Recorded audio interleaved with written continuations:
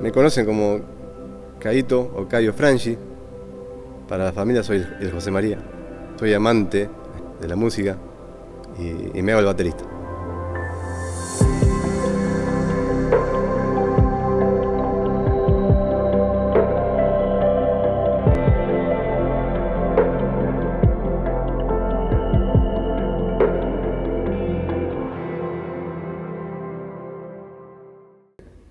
Lo primero que le presté un poco, a lo que le presté un poco de atención fue el tema del Mundial 78.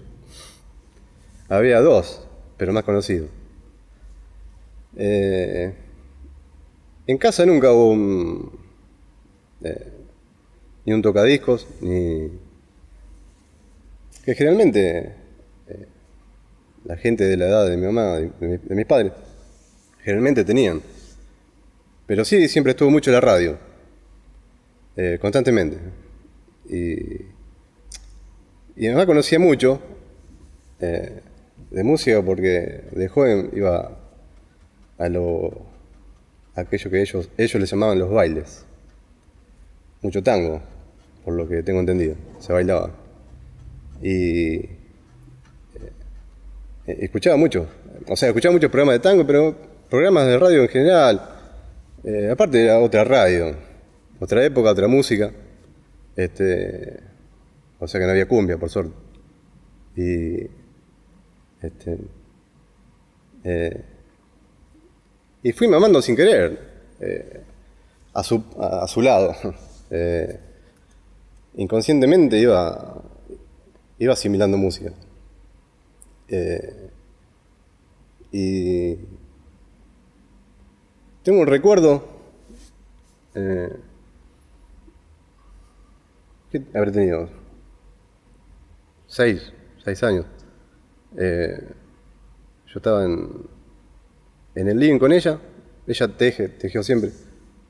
Y la música, no, estaba el tele y yo estaba jugando con un buggy blanco de plástico. Y me llamó la atención lo que estaba sonando en la tele.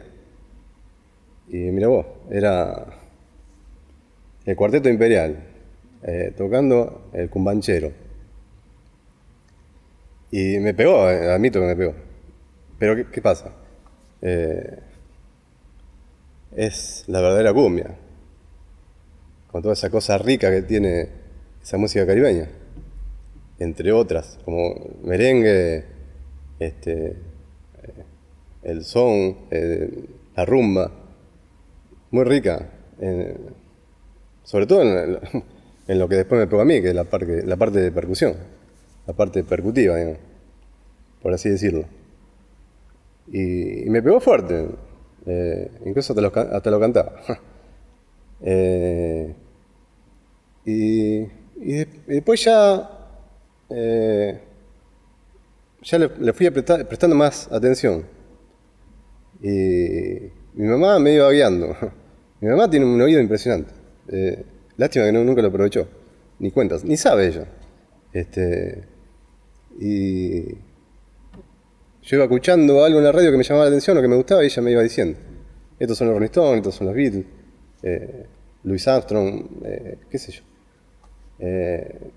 Bill Haley y bueno, seguí prestando cada vez más atención. Me acuerdo también algo que me pegó fue un video, ver un video en esa época, Canal 3 y 5, cazar un video, pescar un video, un videoclip, era todo un logro. Y recuerdo, tengo la imagen bien nítida del video de She's So Cool, She's So Cold, de los Rolling. Creo que del disco Emotion Rescue, algo así, del 79, una cosa así. Y me gustó la música en sí, me gustó Mick Jagger, con todo su despojo, su movimiento. Ellos moviéndose, el contraste de Charlie Watts, quieto, firme, y y el escenario, por así decirlo, porque si vos lo buscás hoy, es como si fuera, era una habitación, pero como si fuera todos mosaicos, blancos. Y ellos coloridos, porque en los 80, viste, que ya arrancamos con el flúor y demás. Y ese contraste, o sea, todo eso. Me acuerdo de todo eso. Y, pero me pegó la guitarrita eléctrica. El sonido de la guitarrita eléctrica ya más insolente de todo lo, algo más insolente en comparación a eso que te comenté que ya venía escuchando de casualidad. Así que ahí arranqué. Ya, ya me picó el bichito ya me había picado el bichito de la música, por lo visto, lo que te cuento, y sobre todo el rock. Voy a considerar el instrumento lo siguiente. Iba al lado Rego y teníamos como maestro a Carlito Hilari. Y él fabricaba instrumentos y algunos que ya estaban ahí, como flauta y cosas así. Bueno, y entre los instrumentos que fabricaba unos toc-toc, le llamaba toc-toc, eran palitos así de escoba, así. Eso fue el primer instrumento, pero no me atrapó, o sea, no. De hecho, la música, como fue tratada en la primaria, no me pegó, o sea, no. Yo no sé, me acuerdo de que te obligaban a bailar el pericón, entonces yo lo odiaba. Y bueno, pero ya bueno, ahí estaba más metido en la música, en el sentido de que más enganchado, y empezaba a prestar atención a los redos, a los tambores de, de lo que estaba sonando ya en los 80, que eran bien estruendosos. Y yo le pegaba a modo de imitación, queriendo imitar ese sonido, agarraba la aguja de tejer de mi vieja y le pegaba de lleno al sofá. Y entonces mi mamá le dijo a Carlito Hilari, que es vecino, padrino, amigo, que dice, ¿por qué no le enseñaba batería que me tiene podrida? Pegando al sofá. y bueno, y así arranqué con él. Y digamos, el primer instrumento oficial que toqué fue un redoblante, ahí, con él. Él enseñaba y a la vez tenía un conjunto instrumental de niños. Y también uno de grande. Y bueno, me empezó a guiar tocando el redoblante. Obviando pasos, te digo que mi primer instrumento me lo compré yo. Habré tenido 18 años, mi primer batería, porque mi viejo siempre se la pedía y yo le decía, comprame una batería. Y me dice, ¿una no querés? 3 o 4, así, por las dudas. O sea, ahí me di cuenta que no me la iba a comprar. Y bueno, me la compré con mi primer trabajo, fue una CAF, redo, bombo, ton chico, ton pie. Esa batería había sido de Martincito Troviani. La había vendido, no sé dónde la había vendido, sé que la compré en Carcaraña. Y ahí le sumé platillos, compré, era la época ya del 1-1, ahí nomás, arrancaba el 1-1 y se tornó puro platillo la batería porque eran todas de marca. Sonaba lindo la CAF. De hecho la vendí, pero me quedé con el redo. Es de madera y suena una masa. Incluso una vez lo llevé, toqué en el anfiteatro de Rosario, con una banda de ahí de Rosario.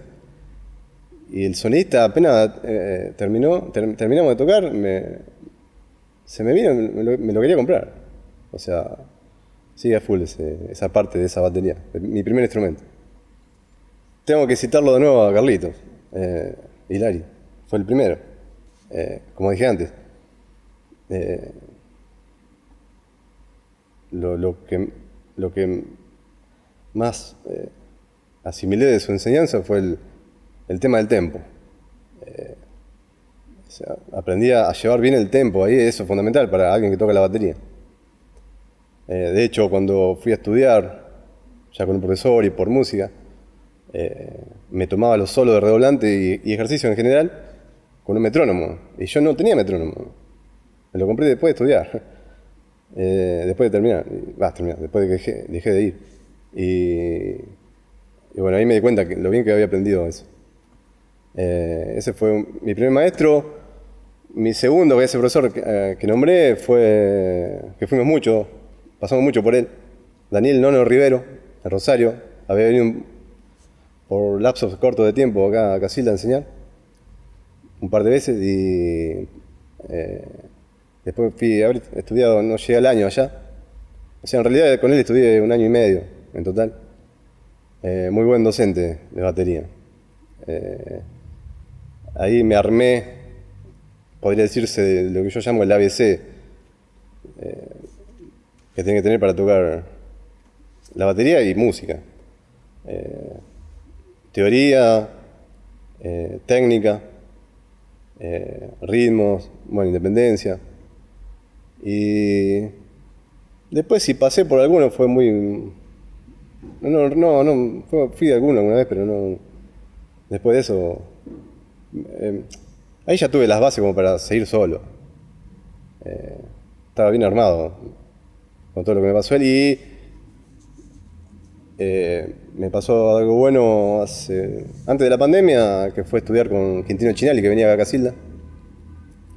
Estamos hablando de alguien con mucha experiencia, muchos discos grabados, gente ha tocado con Rada, con Pedro Aznar, con montones.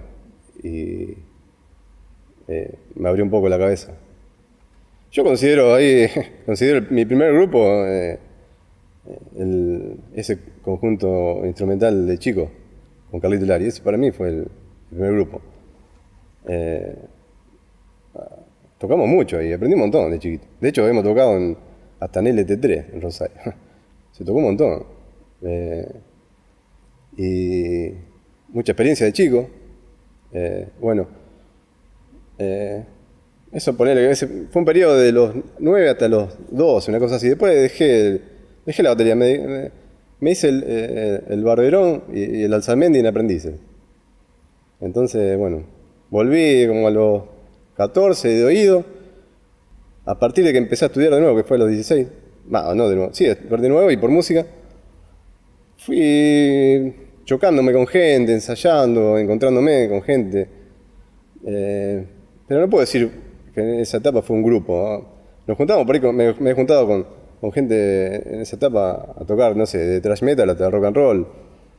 Pero yo considero que mi primer grupo después o en esa etapa, fue una cosa rara. En Rosario, no sé cómo llegué a contactar a esa gente. Debe ser, creo que era por el instituto donde llegué a aprender, que también se enseñaban otros instrumentos. Era rarísimo. Querían hacer una cosa muy rara, mezclaban las influencias. No sé, mezclaban King Crimson con, no sé, Rafael Acarrá, una cosa así muy loca, ¿viste? Aparte de gente, loca la gente que estaba ahí, éramos 4. El tecladista cantaba y tocaba el teclado.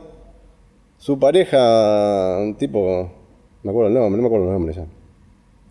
Era unos adelantados ya. Tocaba la guitarra y el bajista era... no sé si nunca supe si era japonés, chino o vietnamita, ¿viste? De hecho, el nombre del grupo llevaba el nombre y apellido de, que no me acuerdo, pero ponele que era Níspero Quinoto, qué sé yo, no sé.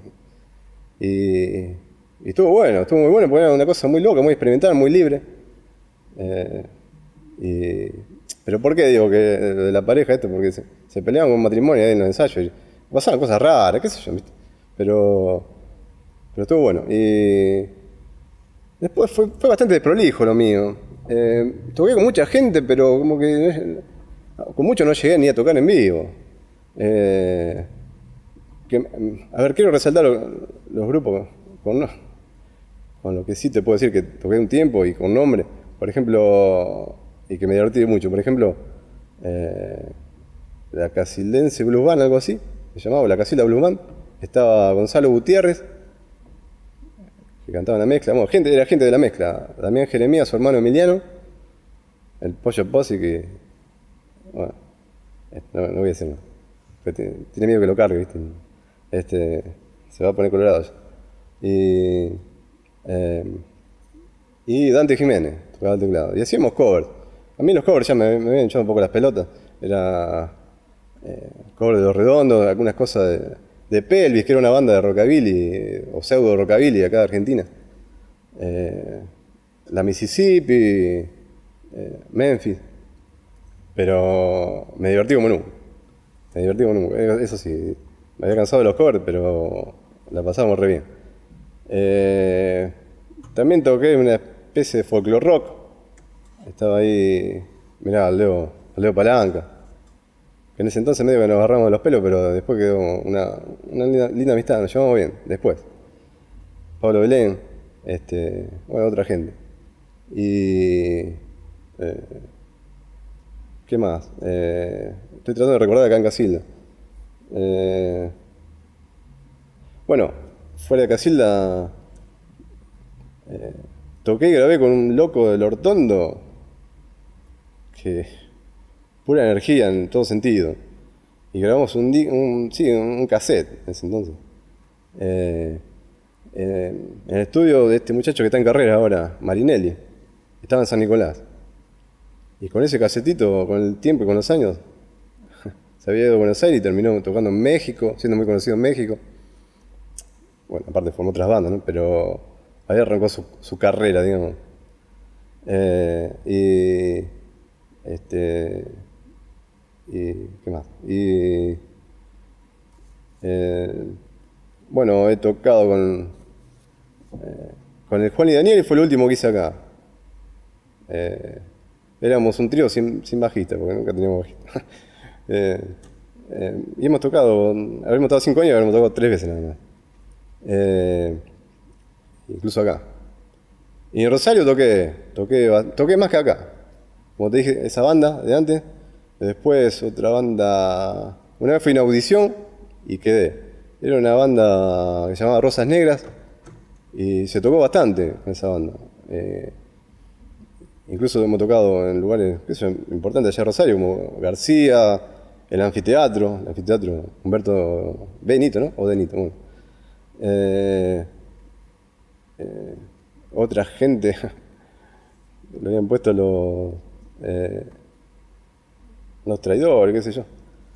Y hacemos cosas muy under. Los Trucks, The Sonics, Richard Hell. Bueno, también toqué una banda de hardcore punk, velocísima. Le habían puesto Hate. Eran 2 chicos de Rosario, el bajista de Arroyo Seco. También hemos tocado bastante. Y no sé, me faltará alguna por ahí dando vueltas. Pero acá en Casilda más que nada fue una cosa pasajera. Pero toqué mucho con mucha gente. Y los ensayos son como a nivel humano, digamos. Como toda reunión depende de las personas que participan. Por ahí la podés pasar re bien, en el sentido que podés disfrutar de música, o sea, tocando música, disfrutando de la música y también a nivel amistad, si se quiere. Y a veces solo música. Y ya cuando no hay más nada, ya está. Y me parece que hay que ir bien afianzado a los ensayos. O sea, yo practico y voy a seguir practicando siempre. Me gustaría más tiempo de práctica por día, pero no, bueno, no se puede. Considero eso.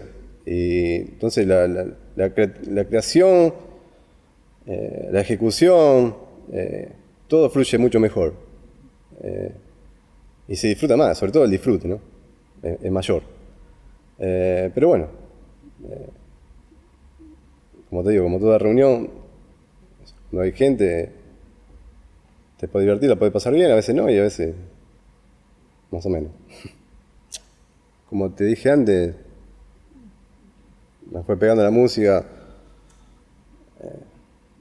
con lo que iba escuchando de chico, con lo que me topaba escuchando de casualidad, pero desde los 12 básicamente escucho rock, y el rock fuerte, el rock duro. Eh, este, Recuerdo, por ejemplo, el comienzo de eso, un video, no un video, sino el ciclo ese que hacía Badía Compañía, y estaba ahí, no sé qué estaba haciendo, qué sé yo. Y de repente empiezo a escuchar y ver algo rarísimo, totalmente distinto para esa época. Desestructurado mal, o bien, mejor dicho. Y miro bien, y sigo mirando, y era un pelado totalmente, ¿viste?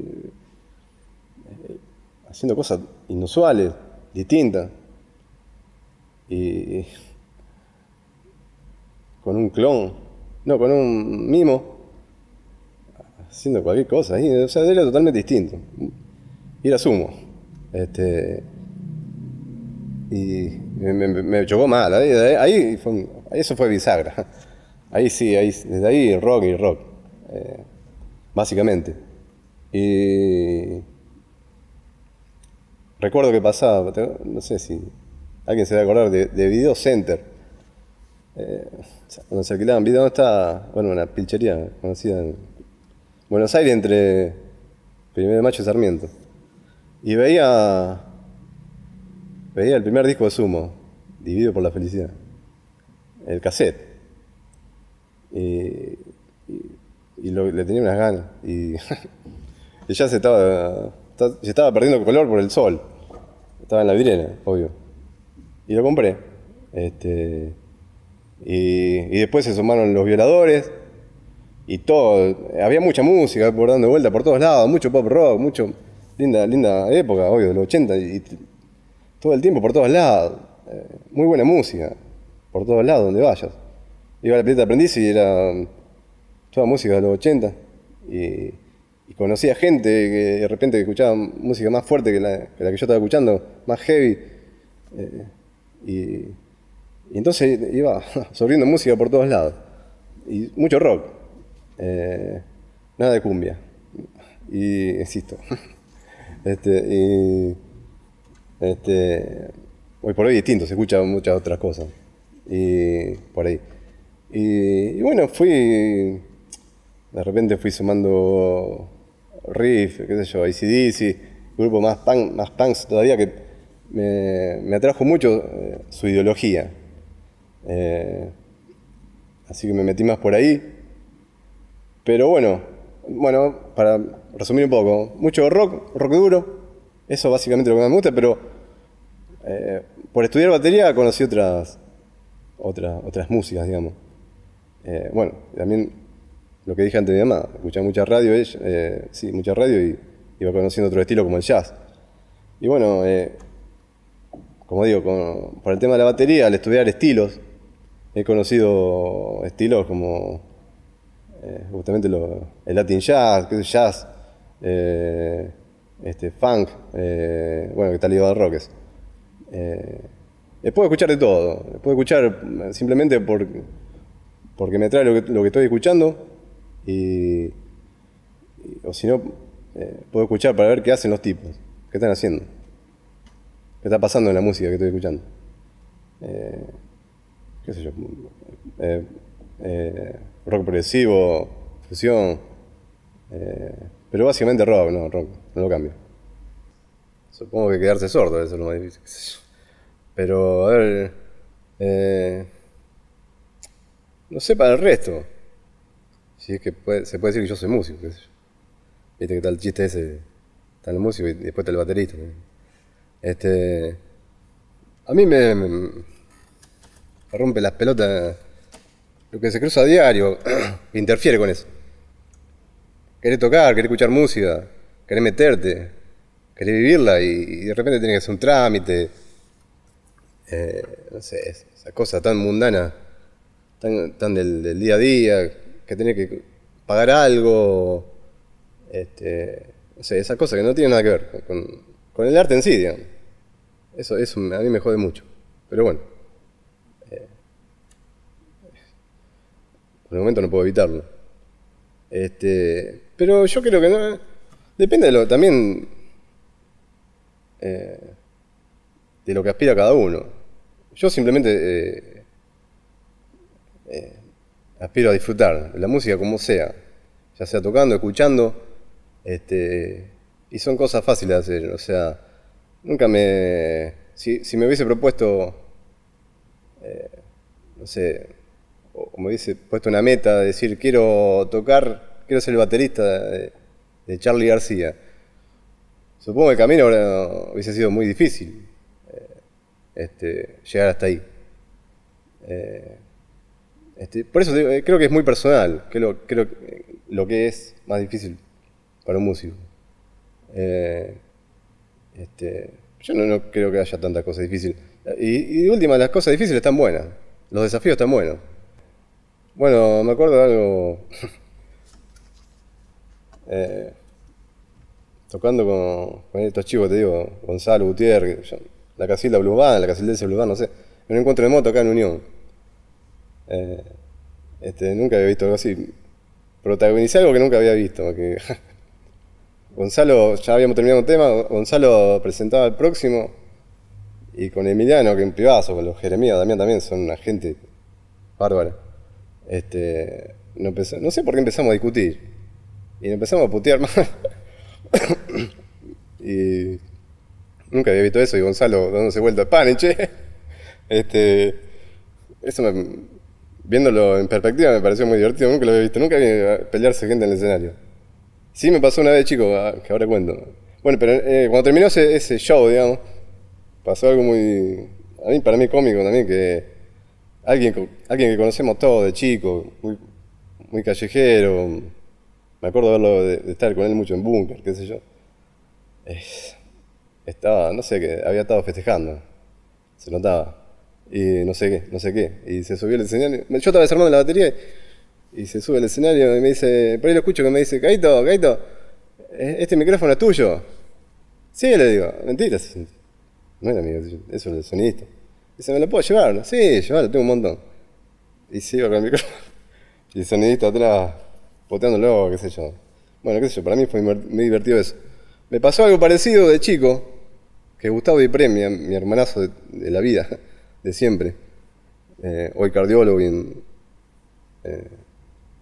bueno, no sé dónde está, en San José, no en San José, en Cruz Alta, viviendo. Estuvo presente él y se acuerda siempre. Una vez tocando en una placita que estaba cerca de las vías por Villada y Vicente López, hoy ya han construido hace mucho ahí. Estábamos tocando una tarde, poner un domingo a la tarde, con el conjunto instrumental de chicos. Y terminamos de tocar y no sé si la gente pedía otra, qué sé yo, algo así. Y Carlito dice, bueno, vamos a tocar tal tema y me dice a mí arrancá. Digo, yo no lo conozco el tema ese. No, me pasa, toca igual. No voy a tocar. Y empezamos a discutir y la gente mirando, los pibitos mirando cómo discutía un tipo grande, maestro, docente, con un pibito. O sea, los dos estábamos mal. No tenía nada que ver. Eso me pareció, así viéndolo a la distancia también. Bueno, tengo muchas y me acuerdo de otra más que en Rosario, en un recital, no, se armó una bandita así en el momento, en un recital, era con muchas bandas. Y formamos ahí en el momento una banda de amigos, con cover también que conocíamos nosotros, pero cover también de bandas, digamos, contraculturales más que nada. De una postura muy contracultural. Y el que cantaba estaba muy enganchado con un video de Iggy Pop que había visto en los 70. Según lo que leí en algún momento, Iggy Pop había tomado ácido en ese recital y se creía Jesús y caminaba por sobre la gente. Le habían tirado manteca y se lo untaba por todo el cuerpo. Y estaba reenganchado. Y no sé quién le dijo. Bueno, dice, ¿por qué no te tirás también al público? Vos decís, Y algunos le decían que sí, otros que no, qué sé yo. Y en un momento miro, estábamos tocando, nos habían hecho un lugarcito para tocar y se tira y se abre la gente. Este, no sabe cómo subió ese muchacho. No sé, creo que. No sé cómo hizo para agarrar el micrófono de nuevo. Algo parecido había vivido cuando tocó por primera vez dividido en Rosario, año 89. Habíamos 45 personas, una cosa así. Y bueno, qué recitales, qué época. Y había habido una banda soporte que eran los Pordioseros, que parte de ellos pasaron a integrar lo que después fue los Joclenders. Y bueno, también el cantante se tiró y haciéndose el Juanse, ¿no? El hip hop y se abrieron todo y subió con la jeta, subió al escenario con la jeta toda ensangrentada. Bueno, hay un montón de cosas, qué sé yo. Pero eso. Momentos emotivos con la música vivo siempre. Ya, solo el hecho de escuchar ya para mí, a mí me genera emoción. Y tocar, pero bueno, si tengo que citar algunos momentos, pues no puedo citar uno solo, pero ya de chiquito, cuando fuimos a ver con Gustavo Los Violadores, ver cruzar a Stuka, el guitarrista, ahí, que siempre lo veíamos por fotos de la pelo, parecía que esa gente no existía, ¿viste? El primer show dividido del que te hablé, nos subíamos al escenario. Vos fíjate qué tan chico era el evento, digamos. Y tocarlo a Arnedo. eh, este, ver a Yero Biafra también pasar ahí en la vereda del sótano, el cantante de los Kennedy. eh, y de repente después verlo en el escenario. Bueno, en fin, mucho. Y ya tocando, para no irme por las ramas, voy a citar algo que me pasó tocando con esa banda Rosa Negra que toqué en el anfiteatro de Rosario. En 8 días tuve que aprenderme, en 2 días me tuve que aprender 2 temas. 8 temas, perdón. En 2 días, 8 temas. Y en ese momento no tenía auto y tenía que ir en el colectivo con el redoblante, los platillos, el pedal de bombo. Era un flete humano, una cosa así. Y mucha tensión por eso, por el viaje, a mí esperar me fastidia. Y bueno, todo el evento en sí, lo que significaba, tocar en el anfiteatro, había visto allá dividido, Manu Chao ahí, y sentía tensión, había acumulado mucha tensión. Y bueno, bien, 10 puntos, los 8 temas. Y cuando terminamos, cerramos con ese típico estruendo, encuentro estruendoso de instrumentos.